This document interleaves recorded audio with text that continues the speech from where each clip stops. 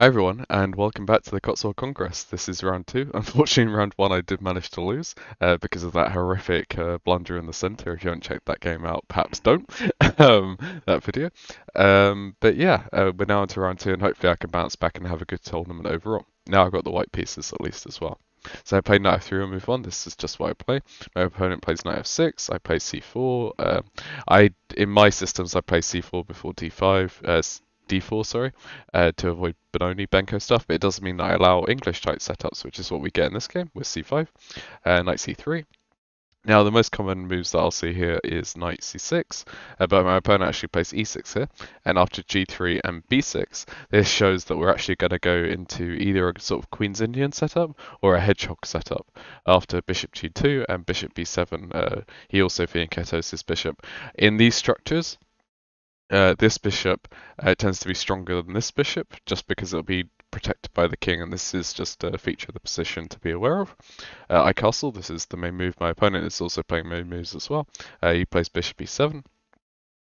I strike in the center with d4, he takes, and I think this is probably the main first instructive part of this game. What do you take back with? Because it doesn't seem natural to take with the queen or the knight, because if you take with the queen, then you're going to be hit with some tempos, and if you take with a knight, then you're going to be trading this bishop off, and this doesn't seem particularly good. I mean, it's not bad for white, but it just feels like you've given up your best piece, that fianchetto that you're so worked out, that you so tried to get. So yeah, what would you take with? Now, I actually knew what to take with, and the reason why I knew which piece to take with, is that I didn't make, I have some puzzles on the opening systems that I play, luckily given to me by my coach, and this is exactly one of them. And the puzzle itself is this position, so it has those moves inserted of queen takes and knight takes. And the point here is now, the puzzle is, what do you play? Um, so if we go back to the game itself, what do you play in this situation? Well, obviously you've got to move your queen because your queen's attacked. But where do you move your queen? Do you move your queen here, here, here, or somewhere else, or F4, for example? And so let's actually look through those moves. So the problem with queen d3 is it's going to run into knight b4 ideas, and this is actually just a bit annoying to face, and why bother with that? Queen d2, you're just blocking your bishop for no reason, so that doesn't really make much sense. And queen d1 is blocking where the rook wants to go, and this also just seems passive, so it doesn't make sense. So by sort of process of elimination, it's actually queen f4. And the queen looks odd out here. Yes, you are still blocking your bishop, but not as much. The queen is also more active on f4. And on f4, it's actually really hard to dislodge this queen.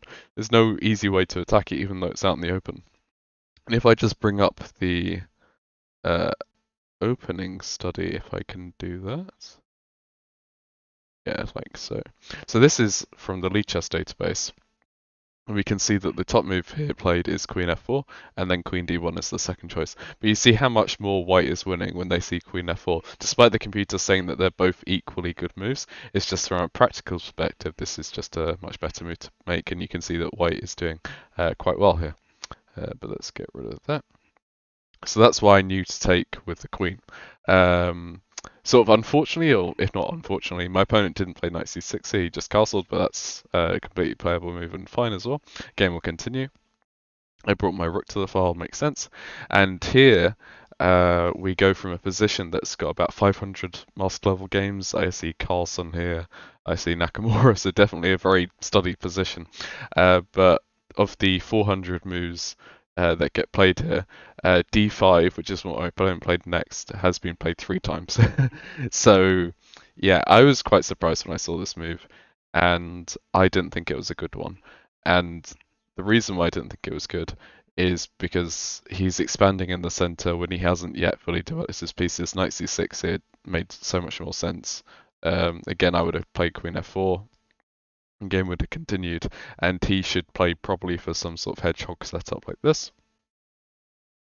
In fact, queen b8 is also a move here. Yeah, and that's how I think he should have played. And I think I did talk to him about this after the game. He said he would have gone for a hedgehog setup as well, but he actually played d5. Now, the reason why I don't think d5 is a good move is because of knight e5, and now it actually becomes quite hard for um, black to play because you can't take this pawn because it's always pinned. Hence what I was talking about earlier with this bishop being the stronger bishop because it's actually defended by the king, whereas this bishop isn't defended yet. And if it was to be defended, it'd have to be defended by the queen, which sort of seems like a waste for the queen to be doing. So you can't take here. But I'm also now attacking this pawn 4 times. 1, 2, 3, 4. And it's only been defended 3 times. So I'm actually threatening to take this pawn as well. Oh, and the bishop defends. So I'm not threatening to take it. But how do you develop? Because any way you develop, because you want to move your knight next, you're probably going to be blocking the defense of the pawn. And if you go this way, it sort of just is an odd move. So it's actually quite hard here to come up with a move for black. The best move is actually to play knight bd7, and I'll come back to why that's the best move in a second. Because my opponent plays knight c6, and I thought this was just winning a pawn by force, and I think it is. Because you just take, you can take, and now I can just start taking in the center, and there's nothing you can do to defend because I'm attacking so many times, and we get to this position we keep taking down. And yeah, white is just going to be better in a pawn up. You can even throw this move in if you want to, but I don't see how you're avoiding being the pawn down. And yes, I will have to win this game. I'm not saying it's over by any means. It's only a pawn, but it is just a pawn. So any endgame's now going to favour me because I'm up a pawn. Now the reason why knight bd7 is better is because after I take with the same idea, you can have an intermediate move of playing this first, and then you add defenders. Note I can't obviously take this because I'm assuming this is just bad. Queen takes e6 is also playable apparently. And then you have some compensation for the sacrificing the pawn. Interesting. But yeah, overall this just isn't a pleasant position for black. But instead I took. He took back. He took. I took again. And here my opponent played bishop c5. And I'm really annoyed with myself. Because your opponent has just made an in-between move, and I didn't even think about there being tactics in this position. I remember from the time not even considering anything other apart from just retreating my queen. But this is prime tactic space. Your opponent's just made an in-between move. Do I have an in-between move myself? This is how games are won. And quite simply, you can just win the game on the spot. If you want to pause the video, you can. But the winning tactic is just to take the knight with check. The queen will take probably, you can take back, take this, and the bishop just hangs. And now you're up a pawn, and pawn structure's ruined, and you're up a piece. And this is +8 according to the computer, and definitely very much winning on practical level. You even got the bishop pair as well, just to add insult to injury. So yeah, not seeing this was bad by me, and I played Queen d2. White is still better after Queen d2 because you are up a pawn, but I could just be winning the game on the spot. And this move, along with the with the f5 move that I made in the previous games, were horrendous blunders. Luckily, they were the only two. Like I think they were the two worst moves of the entire Congress that I made. So yeah, but not seeing this move is just bad, and I really do need to be practicing tactics and stuff like that because this is just not okay to be making these kinds of mistakes. If I'm being handed the game this early by my opponent, I need to be able to capitalize on it. But instead, I play Queen d2. He moves his knight over, sort of getting away from the attack, but now I can just play e3 and solidify this bishop. It'll take some time, but eventually it'll come out. He brings his queen. I feel that he was unhappy with losing the pawn, so it became quite aggressive. And again, I considered two moves here. I considered knight e7 and b4, and I didn't appreciate how strong one of these moves is, and it's the reason why I played the other one. So perhaps pause the video between these two moves. Which ones would you play? So I played knight e7. And it looks like you're losing a piece, but no, you're not, because you can take this bishop back. So I saw this tactic but not the one before. Yeah, I know, I'm stupid. But and this is the one that I went with. My idea being that I'm up a pawn. Um, Trading is going to benefit me, so I want to trade as much as possible. However, b4 is much stronger here, and it's actually hard for Black to come up with a move.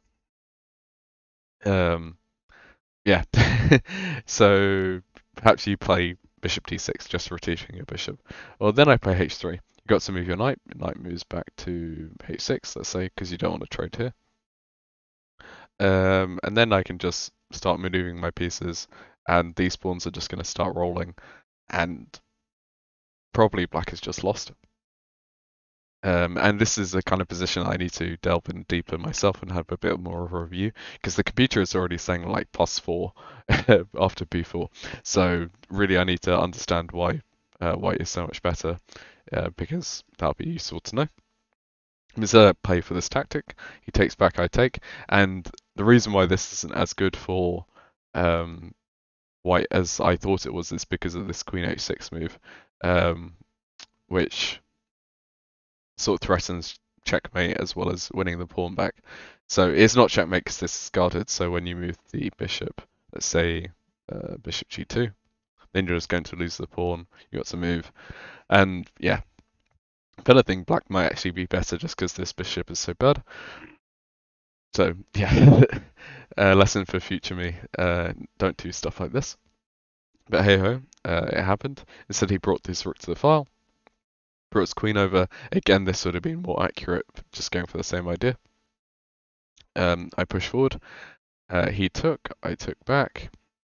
He brought his other rook to the file. Makes sense. I brought my queen up. And here, the fireworks really start going as my opponent plays the shocking move, bishop takes h4. Now, is this move good? Have I blundered into this basically? Am I losing because I've lost this pawn? Or has my opponent made a mistake and is white actually winning now? And you really have to calculate the line, as there is many ways that white can go wrong here. And I almost did in the game. Spoilers. So what is black's threat? Well, black is awfully trying to go for some checkmate. And when I first saw this back in this position when I played h4 back here, I thought these ideas didn't work because of the move bishop f3, just seemingly pinning the knight to the queen and thinking, oh, this is just winning for me. However, luckily when we got to this position, I realized that this is actually losing, because after bishop takes g2, there is no defense against this, because if you take the knight, then this is just going to be checkmate into like so. So you can't take the knight. If you try to take the bishop, then you have... Oh, this is the really cool moment, actually. So the really cool move here is the rook d1 check, which distracts the queen from defending the second rank. And once you take back, then you can go into checkmate here. So this rook d1 idea, luckily I saw, because this is what makes bishop f3 a bad move. So yeah, really props to my opponent for finding this idea. However, that being said, there is a way to play this as white, and I calculated it for a while, and it's because I saw rook d1 as a threat that I was able to come up with the best moves here, and I was quite happy and proud of myself for being able to do this. And simply, if the rook can't come to d1, then black doesn't have a threat. So after I take here, which is what I decided to do, and queen takes, again the threat is to play rook d1, so you need to stop this, and to stop this you play bishop d2. And now black doesn't really actually have any threats, because if you go in for this check, I'm okay. And there is no distracting the queen away from the rank, so you can get this checkmate in. So bishop d2, it looks like a passive nothing move, but it's actually saving this position, and now white is actually just up a piece for a pawn. My opponent played rook d6. Again, there is an only move here for white, so you've got to defend well consistently during this. This one is bishop g2. The other move that I was thinking about playing here is again bishop f3, but this fails to rook g6, and you're just losing. The perk of the bishop being on g2 is that this is no longer a check. It also means that your queen can come out to f3 and h3 and defend. So yeah, I was happy with this. My opponent played h5. I played f3. Now, the computer says that this is now equal, but this is really hard to see, and I don't uh, sort of offend. I'm not upset that I didn't find it, because after queen h2, moving the king, you can move the knight back this way, and there's a load of tactics, and I've gone through this, and basically you have to find a computer line for the next 12 or so moves, and I'm not upset that I didn't see this. Obviously, this is something to learn from, and even if it's not a checkmating pattern, just even though that my goal was to kick the knight away, I have sort of just blocked in my bishop, and that's sort of what to look for. And a simple move here like bishop c3 is just completely winning, also taking away this square from the rook. So yes, f3 was technically a mistake, but it's unlike the mistake of just not winning the bishop early on in the game. I wasn't too upset that I didn't see this, having just defended the best moves for the last sort of 4 or 5 moves in a row. Luckily, my opponent did get the check, but he didn't find the best knight move. He brought the knight to the center, which to me seemed more natural. So yeah, I now bring my bishop to c3, which is what I should have done before. He brought his knight back. I offer a rook trade because obviously I'm up material. Any trade's going to favor me. He's brought his rook over, trying to keep the game going. I gave him a check. He brought his king back. And now another instructive moment here is that a move that I really want to play is f4, because I want to be able to attack and fork. Now, at first it looks like f4 might be a mistake because of knight takes using this pin, but this would be losing because of this nice tactic here, just winning the queen. So f4 at first looks like it's not playable, but through tactics it is. So I play f4. He brought his queen back up, attacking my rook. I brought my rook back, aligning with the queen. He played f5. I brought my queen out of that pin.